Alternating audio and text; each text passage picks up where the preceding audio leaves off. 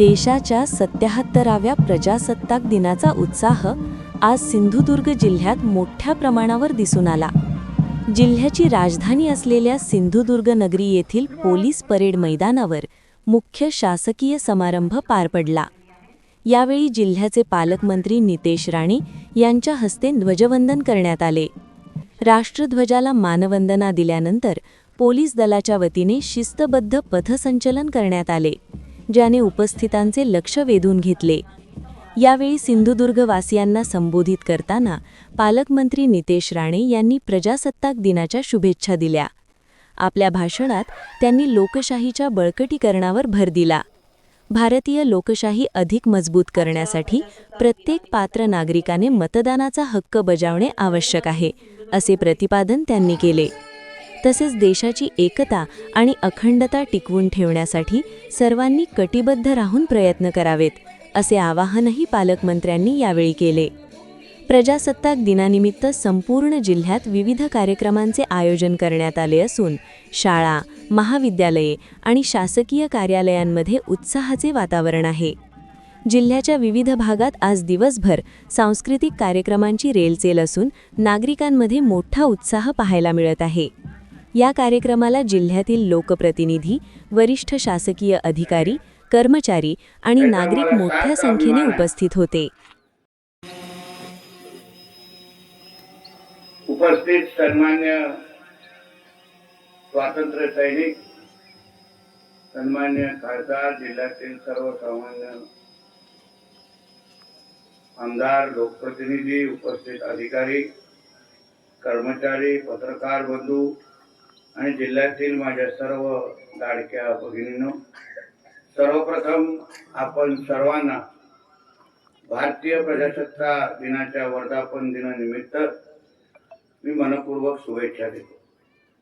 Doctor Babasaheb आंबेडकरांच्या नेतृत्वाखाली घटना व मसुदा समितीने तयार केलेले राज्यघटनेच्या माध्यमातून आपल्या देशाच्या जागतिक पातळीवर सार्वभौम लोकशाही व प्रजासत्ताक देश म्हणून ओळख निर्माण झाली आहे.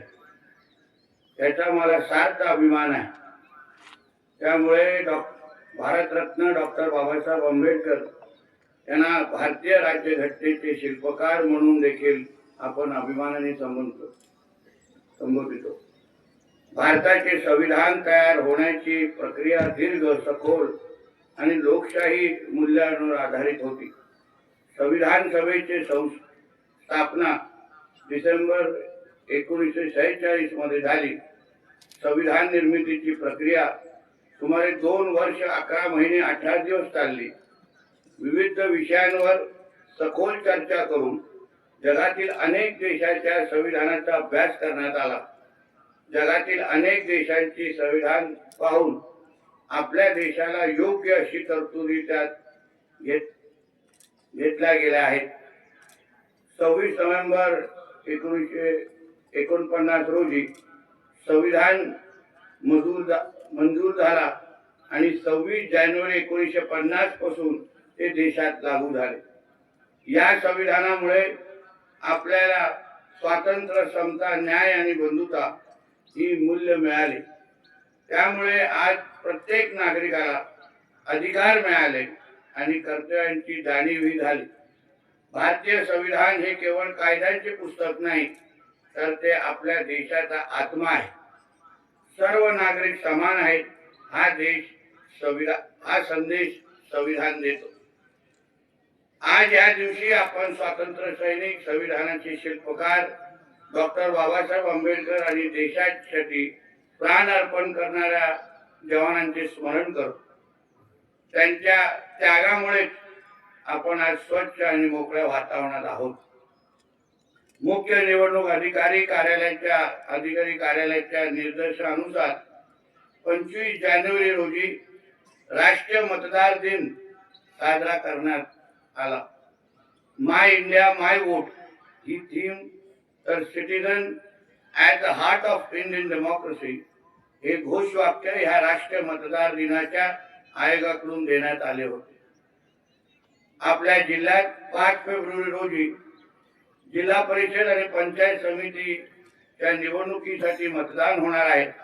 लोकशाही मजबूत होण्यासाठी मतदान करणं हे खूप महत्वाचे आहे. ग्रामपंचायत, पंचायत समिती आणि जिल्हा परिषद यामुळे गावांचा विकास होतो. त्यामुळे प्रत्येक पात्र मतदाराने नक्की मतदान करावे.